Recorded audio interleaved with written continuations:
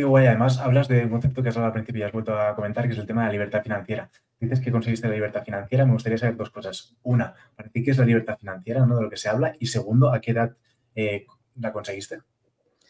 Pues mira, la libertad financiera la verdad es que es un concepto bastante prostituido a día de hoy, porque puede significar todo y nada.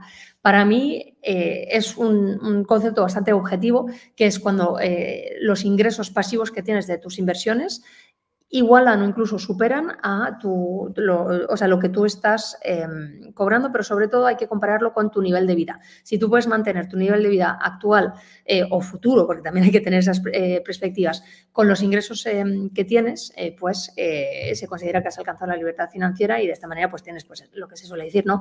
La libertad de propósito, libertad económica y libertad geográfica. Entonces, claro, esa es la definición objetiva, luego es subjetivo, porque hay gente que dice, no, yo ya genero 200 euros de ingresos pasivos, ya soy libre financieramente, porque siguen el movimiento FIRE, de Financial Independence Retire Early, que esos viven todos como monjes tibetanos. Para mí no es el concepto, para mí es realmente vivir una vida cómoda, sin privaciones y como la quieres vivir, y entonces eso sí que implica tener un mayor nivel de ingresos pasivos. Respecto a tu segunda pregunta, que era ¿cuándo la alcancé? Siempre digo que fue antes de los 30, pero no digo una edad concreta porque es que de verdad no lo sé. Y te voy a explicar por qué. Porque para mí se hizo de una forma muy natural. Yo estaba trabajando, iba generando ingresos pasivos, ¿no? Y yo no lo estaba midiendo, o sea, todos los meses de, a ver, voy a comparar a ver si ya estoy llegando o no a ese nivel. No, yo a mí me gustaba mi trabajo, iba invirtiendo poco a poco y luego, bueno, pues sí que llegó un día que dije, mira, hasta aquí hemos llegado y o sea, yo ya sabía que ya tenía más de lo que necesitaba y di el salto. Entonces, se podría considerar que fue ese momento, pero en realidad no me gusta asimilarlo a eso porque se considera que la libertad financiera es un evento y no es un evento, es un proceso que se venía fraguando de años antes. Entonces, por eso no hay una edad concreta, pero se puede decir que antes de los 30 sin duda. Y te voy a preguntar un detalle. ¿Cambió mucho tu vida en el momento en que dijiste, ya tengo, es decir, has cambiado mucho la manera en la que vives tu día a día, en qué dedicas tu tiempo desde que conseguiste un poco ese proceso de libertad financiera? Pues sí y no. Sí, en el sentido de que pues, ya no tengo que ir a una oficina. Yo trabajaba en un despacho de abogados de estos americanos que se ven en las películas ahí hasta altas horas de la madrugada y bueno, pues tenías que seguirles un poco el ritmo. Entonces, en ese sentido, no, ni mucho menos. Mi oficina ahora es pues, lo que se ve por aquí detrás. Entonces, en ese sentido sí que ha cambiado mucho. Pero por otro lado yo ya tenía la seguridad de decir que yo podía renunciar al trabajo cuando quisiera, entonces esa seguridad ya la tenía de antes, pero el día a día lógicamente sí que ha cambiado mucho. Y hablando de todo este proceso que comentas, ¿cuáles crees que han sido tus hábitos o acciones que te han conseguido, o sea, han hecho que consigas llegar a la libertad financiera? Esos hábitos del día a día, esas acciones que vas haciendo. Pues yo te diría que principalmente uno, que es la disciplina. Para mí, o sea, el camino hacia la libertad financiera no es un camino de rosas, es un camino lleno de obstáculos, sobre todo, bueno, pues para los que están en el mundo de las criptomonedas, más que nadie lo sabe. Hay mercados alcistas, hay mercados bajistas y también en el día a día van surgiendo muchas cosas. Entonces, lo que te permite perseverar es esa disciplina de decir, vale, estoy pasando por un mal momento, pero mi meta es esa, yo quiero ir ahí y voy a perseverar todos los días, voy a hacer esto, tener tu lista de acciones e ir a por ellas, pase lo que pase. Entonces, la disciplina, sin duda alguna, hábito indispensable. Y también la paciencia, que va un poquito de la mano, ¿no? De que nos impacientamos de que no llegan esos números verdes, ¿dónde están? Paciencia, darle tiempo al tiempo, los ciclos de mercado, a entenderlos y si combinas las dos cosas, yo creo que es una parte muy importante del éxito. Totalmente. Y esto va muy de la mano con el intentar, como tú comentas, el ganar dinero rápido. La gente se piensa que la libertad financiera puede llegar si pegas un pelotazo. De hecho, nosotros lo vemos mucho en nuestro sector, que siempre lo explicamos a las personas.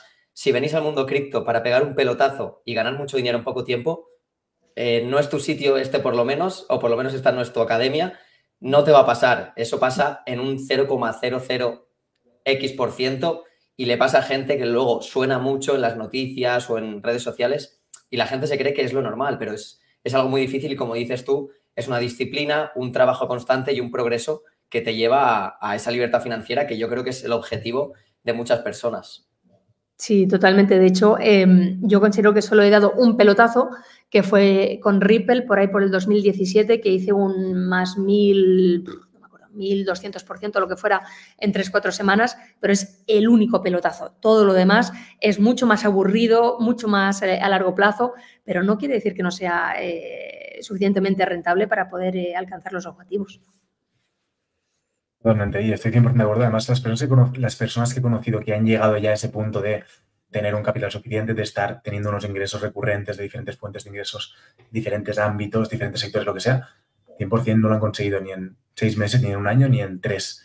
Entonces, esto yo abogo 100% a la gente que nos está escuchando a no pasa nada si caes una vez, si caes 2, si caes 3, si estás 1 año, estás 1 año y medio, 3 años, si eres lo que tú dices, disciplinada, sigues con tu plan de acción clarísimo y tu objetivo, algún día llegará. Obviamente hay que poner mucho trabajo y pasar tendrás muchos palos en las ruedas, pero seguramente llegará el día en el que lo consigas. Ligado con esto un poco, sí, hay muchas veces que se dice que se aprende más por los errores que por los éxitos, y quería comentar, ¿cuál crees o cuál nos podría decir que fue uno de tus errores más grandes que has cometido en todos estos años que tienes de bagaje en el sector inversión? Bueno, yo soy de la opinión que o se gana o se aprende, ¿no? Pero bueno, yo creo que el mayor error probablemente fue el que cometí al principio, que es el exceso de confianza. Sobre todo cuando empiezas invirtiendo joven, bueno, pues te crees más listo que nadie, ¿no? Dices, bueno, yo estoy ya, o sea, ¿para qué voy a escuchar a las personas que llevan operando aquí mucho tiempo? Yo voy a tirar con mi instinto, que seguro que lo hago bien. Y no. El tiempo y los mercados pone cada cual en su lugar, y si no tienes esos conocimientos necesarios, puedes tener suerte, que suene la flauta en un par de operaciones, pero no vas a conseguir hacer crecer el patrimonio de manera sostenible. Entonces, yo creo que es eso, el exceso de confianza, el pensar que uno es más listo que nadie, es un gravísimo error. Y otro también es no dominar las emociones, sobre todo en mercados tan volátiles como las criptomonedas, pero no solo las criptomonedas. La bolsa también, por ejemplo, hay que conocerse muy bien y saber que cuanto más tiempo pases en el mercado, más te expones a las emociones, entonces hay que saber dominarlas muy bien. No es tan difícil como parece, sé que es difícil, pero no es tan difícil como parece, simplemente pues eso, un poco lo que comentabas, ¿no? De no hacer caso todo el tiempo a lo que dicen los medios de comunicación, porque buscan las noticias precisamente que van a ser titulares, que van a gustar, que son clickbait, pero eso no es la realidad. Entonces, yo creo que son 2 errores a evitar a toda costa. Y en ese sentido, antes os comentaba que el club de inversión nació un poco de querer compartir mis éxitos, pero también mis errores, mis fracasos. La gente dice, hay que cometer errores para aprender. Sí, es cierto que aprendes, pero yo soy de la opinión que si aprendes de los errores de los demás, es muchísimo mejor. Así que aprender de verdad de los que abiertamente reconocen que han cometido errores, porque muchas veces tú ves en redes sociales, sobre todo, y dices, wow, es que no falla una, todo acierta. Pues no, porque es que solo te están enseñando una parte de la historia. Qué bueno. Y a raíz de esto, ¿cómo pasaste tú lo que has comentado de no querer escuchar a los que más saben? Estoy en mis primeros meses, me creo que lo sé todo, y también cómo pasaste a controlar esas emociones que has dicho que son los 2 puntos más importantes. ¿Cómo diste ese salto?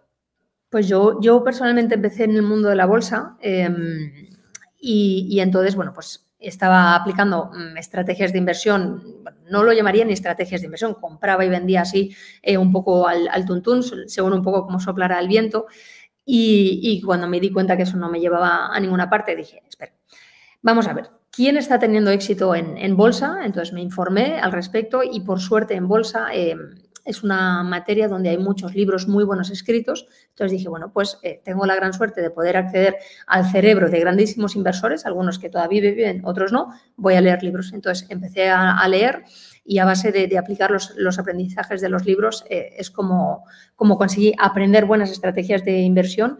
Y lo de las emociones es algo más práctico, porque sí que hay libros muy buenos al respecto, pero eso es más, pues eso, poniéndote a prueba a ti mismo y intentando poner cortapisas, pues por ejemplo, si no quieres tener tentaciones, no tengas la aplicación de trading en el móvil, ¿no? Para que no la estés consultando constantemente, o cositas así, pequeños hábitos que hace falta que te ayudes, ¿no? Y una vez que ya lo controles, yo ya tengo la aplicación ahí y solo la miro cuando sé que quiero operar, pero el resto del tiempo no estoy ahí constantemente consultándola.